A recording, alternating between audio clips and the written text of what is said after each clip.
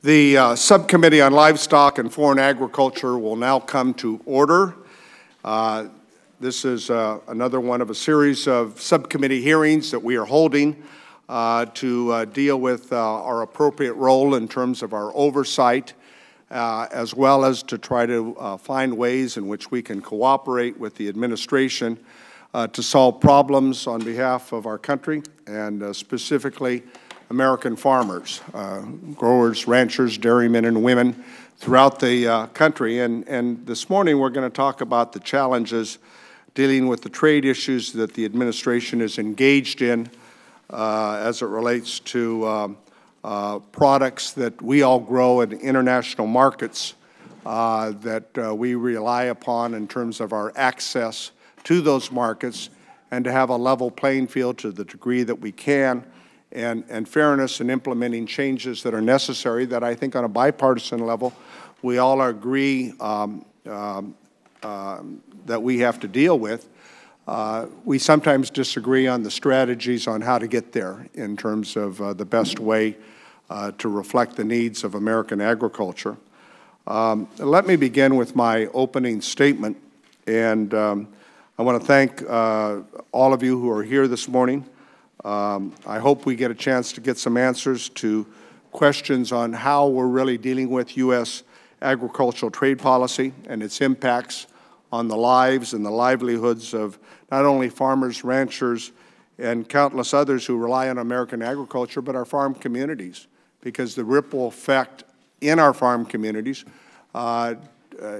directly impacts employment, it impacts our schools, it impacts our way of life. And as some of you have heard me say it before, nobody does it better, I think, than the American farmer that puts food, an abundance of food of the highest quality for health purposes anywhere in the world on America's dinner table every night. So I'm going to start off by reflecting and you'll get a sense from my comments, a show that many of us grew up with as kids that I reflect upon on occasion, and that is Dragnet. Now, how many of us remember Dragnet as a kid and used to watch it? Wood Sergeant Friday used to always say, "Just the facts, ma'am." Okay, well, I'm going to talk about this morning in my opening statement just the facts as I see them. Trade is especially crucial in California, where we export over 40% of this incredible abundance of cornucopia that we produce, about $50 billion a year at the farm gate. In 2017, over $20 billion of that was reliant upon our ability to export to Mexico, to Canada, to China, to India, all around the world. We are very good at growing things. We've been blessed with an abundance of good farm country. Today, members of the subcommittee, we have a very good, distinguished group of individuals who I've worked with, and I think many of you know. We have Ambassador Gregg Doud of the Office of the U.S. Trade Representative, and we have USDA Undersecretary for Trade and Foreign Agriculture Affairs, Ted Mckinney, who many of us worked with over the years. And these two gentlemen have a wealth of experience of working here on the Hill. This, as we like to say, isn't their first rodeo. We believe that these two individuals are the most directly involved in the administration's discussion on agricultural trade policy, so we're very glad that they would take the time to update the subcommittee on the challenges we face. Given the ups and downs of the trade discussion in recent months, we're all interested in, I think, where we are today and where we're going. That's what my farm country wants to talk about. We know that farm bankruptcies are the highest that they've been in a decade. After record highs in 2013, farm income is forecasted to fall below $70 billion for the third straight year. And crop prices in many areas have cratered from record highs within the last decade to generational lows. Dairy and livestock farmers are struggling. California wine exports to Europe are down 15% and down 25% to China. And the target of California growing fruits and nuts, and we produce half the nation's fruits and vegetables, and 70% of the world's almonds and 50% of the world's pistachios, is projected to cost our growers this year over $2.64 billion. That's just in the specialty crop in California for almonds, pistachios, and leafy greens. As a matter of fact, according to the USDA's Economic Research Services and Imports, agriculture goods increased by 6% between 2017 and 2018, and while exports that are all part of this trade discussion only grew at 1%. As you can see on the screen, and I've got it up there, and for members at the committee, these factors have led to the U.S. smallest agricultural trade surplus in over a decade. That's what this chart shows. And we've always enjoyed, again, because of successive administrations, a surplus in our agricultural trade. But this is the narrowest it's been since 2004 and 2006. And I think we're all concerned about that, and that's why this hearing is so important. And then there's something that none of us can control, right? It's just the nature of farming, and that's the weather. Flooding continues to ravage prime corn and soybean regions in the Midwest. Hurricanes have battered cotton and rice and specialty crop producers in the South. Drought has particular impact on livestock and row crop farmers in the southern Great Plains and throughout eastern California. And of course, we've got wildfires again. We had an abundance of snow in the mountains, and we've got a pretty good water year in California, and now we got wildfires. It seems to be either feast or famine that have taken a disproportionate toll on timber and our wine grape growers in Northern California. And so, in my view, I think the administration's trade policies, even though with the best of intentions, have made these difficult times that deal with a lot of factors that are out of our control more difficult for farmers and ranchers. I'm glad that the President has abandoned what I thought was an ill-conceived plan to put new tariffs on Mexico.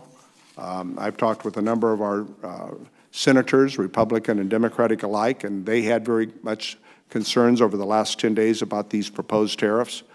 But I do remain concerned about the exercise that this exercise has created in slowing down the momentum that existed after the administration agreed to lift the 232 tariffs, which I think was an important step, and Ambassador Lighthizer had indicated to many of us was part of a series of milestones that needed to be achieved to bring the USMCA, the U.S.-Canada-Mexico agreement before us.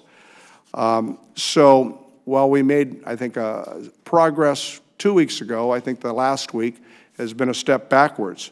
And I hope there won't be no more policy surprises as we attempt to work on a bipartisan basis to move this trade agreement forward. I'm also concerned about the lack of a resolution with the situation with China.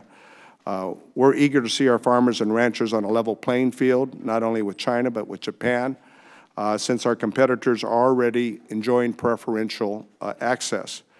I'm one of those that, in my opinion, I still believe that the Trans-Pacific Partnership would have been a better strategy to deal with China's unfair trade practices, which we've been known for decades, back to the Clinton administration and the Bush administration.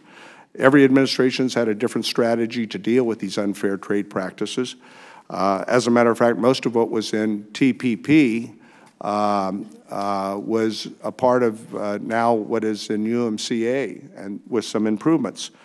And I wonder whether or not at some point in time maybe we might want to consider rejoining the efforts with TPP, and I've suggested that to Ambassador Lighthizer. The administration, I think, has acknowledged the damage these policies have caused for farmers. They've done so, in effect, by issuing now, with this new round, $28 billion in two taxpayer-funded bailouts for those affected. And for the committee assignment members, I have this chart here that's before you. It shows how they attempted to try to provide support across the country in that first round of $9 billion of mitigation. And you can see how much it benefited various commodity groups on percents per pound. And I know the USDA is in the process of formulating how they will provide benefits in the second round. And that's important, but you know, farmers in California, I can tell you, and I think around the country, they're not looking for a handout. They're not looking for subsidies. And this, in the bigger scheme of things, doesn't come close to mitigating the impacts that these on prices have had. 3 cents a pound on almonds, for example, we think the impacts have resulted in a 30 cents per pound decrease at the marketplace. And you can go down the list. So I'm concerned about the policy signals that are taking place, notwithstanding the attempt to soften the blow for farmers and that is being used. Gentlemen, as I said on the outset, I have respect for both of you. You're knowledgeable, and you've been around for a while. As we say, it's not your first rodeo.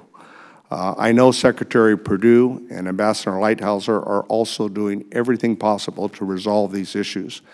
And I know we all share in this committee on a bipartisan basis the goal of seeing American agriculture succeed. We all represent American farmers, ranchers, dairymen, and women. You both have lived through the agriculture going back to the 1980s. You've seen firsthand the foreclosure crisis followed by a grain embargo. You know how destructive trade wars are on the farm, especially when we compound additional market stresses. Whether we're talking about on the farm or on the boardroom, you know, we all know that there needs to be a plan in place. And so that's what we're going to be asking you here this morning. Where's the plan in place? Farmers don't operate without one, and I think it's reasonable to expect the same from this administration. Let me tell you a story about a conversation I had last year over dinner with the European Union Commissioner for Agriculture and Rural Development, Phil Hogan. And Phil Hogan and I have gotten to be friends. And he said, Jim, he says, let me tell you something. He says, we just finished our agreement with Canada. He says, we're finishing our agreement with Mexico. We're working with the Mercosur countries, and we're negotiating with Japan. And this is what the EU Ag Commissioner told me. He says, when you figure out what your trade policy is, let us know, and we'll dust off TPP and we'll get to work.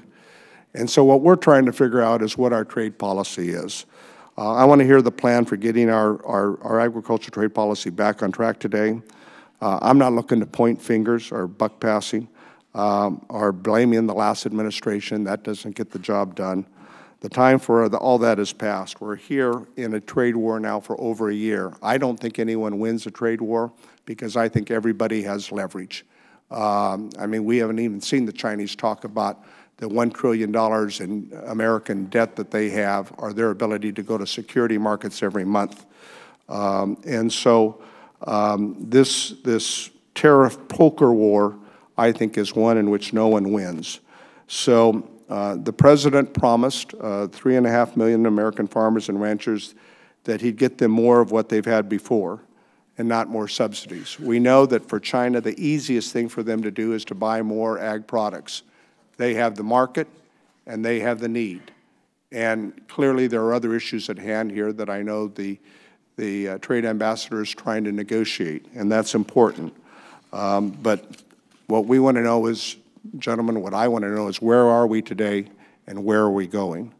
And with that, we'll look forward to hearing. I'd like to defer to the ranking member of the subcommittee for any opening statement he might like to make.